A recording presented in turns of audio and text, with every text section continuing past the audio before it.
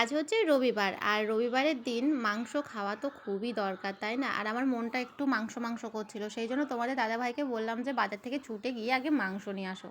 সোনাইয়ের আজকে নিমন্ত্রণ আছে পাশের বাড়িতে, জানো তো। আর আমি একাই খাবো আজকে বাড়িতে, আর তোমাদের দাদাভাই যদি খায় তো খাবে, আর নয়তো ওরও নিমন্ত্রণ আছে এক জায়গায়। মাথায় শ্যাম্পু করেছি সকালবেলা, আর তার মধ্যে দেখো রান্না করতে বসেছি, তেল ছিটেগুলো আমার মাথার চুল একদম খারাপ করে দেবে, সেই জন্য দেখো মাথার মধ্যে একদম ঘোমটা বেঁধে নিয়েছি। আজকে যতক্ষণ রান্না করতে বসে থাকবো ততক্ষণ কিন্তু আমার মাথার মধ্যে এইরকমভাবেই অবস্থা হয়ে থাকবে। তো চলো, মশলা টশলা হয়ে গেছে, এখন ভালো করে মুছে টুচে দিয়ে আর শিলটা তুলে দিয়েছি। ভাত ওদিকে একদম রান্না কমপ্লিট হয়ে গেছে। আজকে কিন্তু শুধু একটা তরকারি আর ভাত রান্না করব। মাংসের ঝোলটা হলেই হয়ে যাবে। আর এখন হচ্ছে মাংসের ঝোলটা কষাচ্ছি। আরে আমি তো শুধু বকবক করেই যাচ্ছি, তোমাদেরকে এখন ইন্ট্রোটা দিতেই ভুলে গেলাম। তো চলো আগে ইন্ট্রোটা তোমাদেরকে দিয়ে দিই। হ্যালো বন্ধুরা, কেমন আছো তোমরা সবাই? আশা করছি যে যেখান থেকে আমাদের ভিডিও দেখছো সবাই খুব ভালো আছো, সুস্থ আছো, অ্যান্ড আমরাও কিন্তু বেশ ভালোই আছি। আমি উর্মি, আমার নতুন একটা ব্লগে তোমাদের সবাইকে জানাই অনেক স্বাগত, অনেক অনেক ভালোবাসা। এতটা পরিমাণে রোদ উঠেছে, সকালবেলা এত কিছু কাছাকাছি করে দিয়েছি। আর ওই যে রোদের মধ্যে দেখো কাঁথা কম্বল সব কিছু রোদে নামিয়ে দিয়েছি। আজকে তোমাদের দাদাভাই বাড়িতে আছে, সকালবেলা কাজে যায়নি, মানে কাজের ছুটি আর কি। তো সেই জন্য তোমাদের দাদাভাইকে বললাম ছোট কম্বল যেটা আছে ট্যাঙ্কির ওপরে নামানো, তো সেই কম্বলটাকে তুমি ধুয়ে দেবে আজকে। আর ওই কম্বলটা কাচতে কিন্তু দুজনের প্রয়োজন নেই, একজন হলেই হবে। আর তোমাদের দাদাভাইকে বললাম যে তুমি কেচে দেবে, তুমি যেহেতু বাড়িতে আছো। ও বললো যে ঠিক আছে, একটু বেলা হোক তারপরে আমি কেচে দেবো, আর সারাদিন শুকোবে। তো বললাম ঠিকই আছে, চলো কখন কাছে যাই দেখা যাক। আর ওকে তো একটা কাজ বললে সেই কখন থেকে পড়েই থাকবে, পড়েই থাকবে, মানে 10 বার 12 বার না বললে ওর মানে সেই কাজটা মানে ওকে দিয়ে করাতেই পারবে না। এদিকে দেখো মাংসটাকে আমি কষিয়ে ফেলছি আর আলুগুলো দিয়ে দিচ্ছি তার মধ্যে। তো এদিকে গল্পও করছি একটু একটু সোনাইয়ের সাথে, তার মধ্যে সোনাই এসে আবার দেখে যাচ্ছে। আমি বললাম যে সোনাই মাংস খাবে তো আজকে? বলছে হ্যাঁ আজকে মাংস দিয়ে ভাত খাবো। তো এই যে দেখো আমি মাংস কষানো ওদিকে দিয়ে এসেছি, আর এখানটায় আমার খুব গরম লেগে গেছে, তো একটু বসলাম ফ্যানের তলা। এই ঘরে এই রুমটার মধ্যে তোমাদের দাদাভাই আছে আর সোনাই আছে, কারণ তোমাদের দাদাভাই পড়া করছে এখানটায় বসে বসে, আর সোনাইও দুষ্টুমি করছে, প্রচুর পরিমাণে দুষ্টুমি করে, জানো তো। ওর বাবা যদি ঘরে থাকে সেই দিনটা মানে এতটা পরিমাণে উৎপাত করে ও, মানে কি বলবো তোমাদেরকে, প্রচুর উৎপাত করে। কারণ কেন বলো তো? কারণ ওর বাবাকে খুবই কম পাই, মানে সারাদিন তো পাই না বললেই চলে, আর শুধু রাতটুকুই যা একটু পাই। সারাদিন সোনাই আমার সাথেই থাকে, কিন্তু এতটা পরিমাণে বদমাশি করার সাহস পায় না, কারণ ও জানেই ওর মা কেমন দেয়। আর জানোই তো প্রত্যেকটা মাই তার সন্তানদেরকে বদমাশি করলেই, একটু দুষ্টুমি করলেই মানে দিয়ে দেয় পিঠের ওপরে দু চারটে। ঠিক আমিও তার ব্যতিক্রম নই, আমিও ঠিক তাই। সারাদিনে এই চেয়ারটায় কিন্তু আমরা বসতে পারি না, মানে চেয়ারটার মধ্যে হচ্ছে কম্বল থাকে, তো কম্বলটা হচ্ছে বের করা হয়েছে, সেই জন্য আর কি আমি একটু বসলাম চেয়ারটা বের করে। আর সোনাইকে সাথে সাথে ডেকে নিলাম, সোনাই আসো একটু আদর করে দিই। তো ওর গালে একটু চুমু খেলাম, একটু আদর করলাম। তো আদর খেতে কিন্তু সোনাই ভীষণ পরিমাণে ভালোবাসে। আদর করলেই, যে কোনো ছোট বাচ্চা বলো, যেখানে আদর পাবে সেখানেই কিন্তু বাচ্চাটা চলে যায়। সোনাই জানো তো মারধর বকা একদম পছন্দ করে না। ওকে যদি সারাদিন ধরে আদর করো, ও সারাদিন ধরে আদর খাবে, এমন একটা। আর আমি মনে করি যে প্রত্যেকটা বাচ্চাই হয়তো এইরকমই। মাঝে মাঝে আমি বকি বলে আমাকে বলবে তুমি পচা মা, তুমি ভালো মা না, তোমার সাথে কথা বলবো না, এইরকম একটা কথা বলে। আবার যখন আদর করি তখন বলবে আমার সোনা মা, আমার ভালো মা, এইভাবে কথা বলে, জানো তো। তবে বাচ্চাদেরকে সবসময় আদর করাও ভালো না, আবার সবসময় মানে শাসন করাও ভালো না, সবসময় লিমিটে রাখতে হবে। আর এদিকে সোনাই বদমাশি করছিল বলে ওকে আমি একটা মেরেছি পিঠের মধ্যে, মানে আস্তে করে। তো ছুটতে গিয়ে ওর বাবার কোলে বসেছে, আর আমি বলছিলাম একজনকে মেরেছে একজনকে মেরেছে, ও লজ্জা পাচ্ছিল, মুখ দেখাচ্ছিল না কিছুতে। আমি বলছিলাম সবাইকে দেখাবো, একটু দেখা তোর কাদো কাদো মুখটা। ও কিছুতেই দেখাবে না মুখটা, ওর বাবাকে মানে তুলছে জোর করে, কিন্তু ও কিছুতেই উঠবে না, দেখো মুখ গুজে আছে ওর বাবার পায়ের কাছে।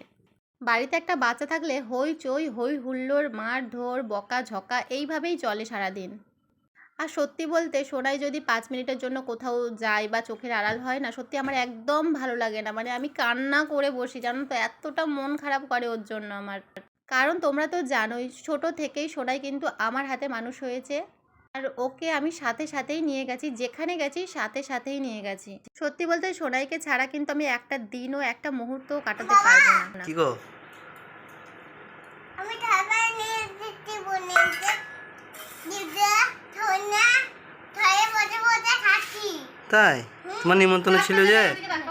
নিমন্ত্রণ ছিল যে খাবার নিয়ে এসেছো? দিয়ে বসে বসে খাচ্ছ? আরে দেখো মাংস ছাড়া অসম্পূর্ণ, তাই আমরা মাংস দিয়ে সম্পূর্ণ করে নিচ্ছি। সোনাই মাংস খাবি? তাই? মেটে মেটে কই? বাবা কি গো? আমি থাকি থাক খাচ্ছ তো। থাক দিয়ে ভাত খেতে হয়। এই 6টা লাগছে। তো আজকে হচ্ছে এই দেখো আজকে হচ্ছে বাবুর নিমন্ত্রণ ছিল পাশের বাড়িতে। তো একটা পুচকুর হচ্ছে মুখে প্রসাদ ছিল, তো আমি বললাম যে বাবু বসে খেতে পারবে না এখানটায়, তো আমি ভাত নিয়ে যাবো। তো থালাই করেও দিদিটা ভাত ভালো করে সাজিয়ে টাজিয়ে দিয়েছে। এই দেখো তরকারি, আলু পটলের তরকারি, ডাল, বেগুন ভাজা, তারপর ঢেঁড়স ভাজা, শাক ভাজা, আলু ভাজা, পটল ভাজা, পোস্ত, আলু পোস্ত, মাছ, শাক, চাটনি, আর এই যে পায়েস আর মিষ্টি বাবুর জন্য। আর আমাদের ওই যে মাংস, আমরা মা ছেলে ভাত খাবো না শোনা,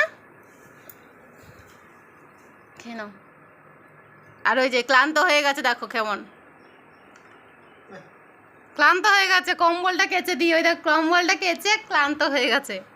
আসলে পাশের বাড়িতে একটা পুচকুর মুখে প্রসাদ ছিল, তো ঘরে ঘরে নিমন্ত্রণ ছিল, তো সোনাইকে নিমন্ত্রণ করেছিল একাকেই। আর তোমরা তো জানোই সোনাই কইটুকুই বা খাবে, আর ওইটুকুই বা ছেলে, তাই না? তো আমি বললাম ও তো বসে খেতে পারবে না, ছড়িয়ে ছিটিয়ে ফেলবে, তো আমাকে গুছিয়ে দাও থালাতে করে, আমি ওকে সুন্দর করে খাইয়ে দেবো বাড়িতে গিয়ে। অনেকটা ভাত তরকারি দিয়েছে, তো সেই জন্য আমি শুদ্ধ খেয়ে নিচ্ছি সোনাইয়ের সাথে, আর ওর বাবা তো এখনো স্নান করেনি। সারা দুপুরভর যেভাবে গরম পড়েছিল, আমরা দেখো বিছানার মধ্যে কিছুই বিছাইনি, কিছুই এদিকে বিছাইনি। আর এই যে এখানটায় সব রোদ থেকে তুলে এখানটায় নামানো হয়েছে, এখন এগুলো সব গুছানো হবে, সব বিছানো হবে এখানটায়। তো চলো, কোথায় গেছিলে তুমি? আমি বেনতে। ব্যাংকে গেছিলে? হ্যাঁ ব্যাংকে কাজ করবে তুমি? হ্যাঁ বাবু ব্যাংকে কাজ করতে ভালোবাসে তো না? ব্যাংকে যাবে যে? মা হুম। ও আচ্ছা আচ্ছা কোন চিটা আবার নিয়ে আসছে ঘরের মধ্যে? মা একটু মেখে হ্যাঁ, ওটা মেখে আর কি করতে হবে? একটু মেখে বাবু আনতে গেছিল আমার জন্য ওই অ্যালার্জির ওষুধ আনতে গেছিল না সোনা? ডাক্তার কি বলেছে? কি বলেছে ডাক্তার? কি বলেছে? মাই খাদি বার করতে হবে না। দাঁড়াও সোনাইকে একটু খিচুড়ি করে খাইয়ে দিলাম, সাথে সাথে আমারও প্রচুরভাবে খিদে পেয়ে গেছে, তো আমি ভাবলাম যে মুড়ি দিয়ে মাংস তরকারি খেয়ে নিই, রাতের খাবার হয়ে যাবে। আর আমি না দুপুর থেকেই ভাবছি যে কখন রাত হবে আর কখন মুড়ি দিয়ে মাংস খাবো। আমার এতটা পরিমাণে ভালো লাগে মুড়ি আর মাংস। কার কার এই মুড়ি মাংসের কম্বিনেশনটা ভালো লাগে অবশ্যই কমেন্ট করে কিন্তু জানাবে। আবার সোনাই ওদিকে ঘুমিয়ে পড়েছে, আর আমার তো খাওয়া হয়ে গেছে, তোমরা দেখতেই পেলে। আর তোমাদের দাদাভাই এইমাত্র খেতে বসেছে, এখন বাজে হচ্ছে 10টা, 10:30 মতন। তো তোমাদের দাদাভাই পড়া করছিল, যার জন্য পরে খাবে বলছিল, সেই জন্য আমি খেয়ে নিয়েছি। আর এদিকে দেখো নতুন একটা কোলবালিশের কভার, মানে আমার নাইটির কভার যেগুলো বানিয়েছিলাম সেইগুলো হচ্ছে বিছিয়ে দিয়েছি। আর এদিকে দেখো সোনাই ঘুমিয়ে পড়েছে।